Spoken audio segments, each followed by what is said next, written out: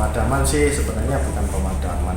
Pemadaman ini kan ada pemadaman karena gangguan, kemudian ada pemadaman karena peningkatan kehandalan jaringan. Nah, ini kita lebih ke pemadaman peningkatan kehandalan jaringan gitu.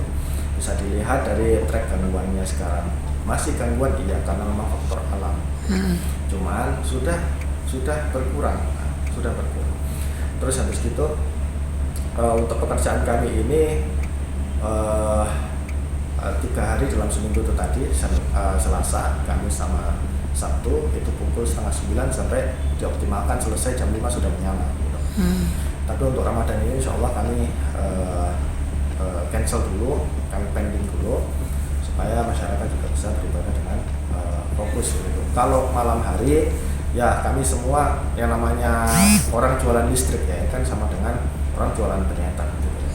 Jadi kita jualan listrik ya pengen listriknya laku gitu. Nggak mungkin kita dengan sengaja mematikan kemudian apalah itu ada isu-isu yang wah PLN ini gimana sih ketika kita puasa kemudian kita matikan dan sebagainya. Nggak, bukan.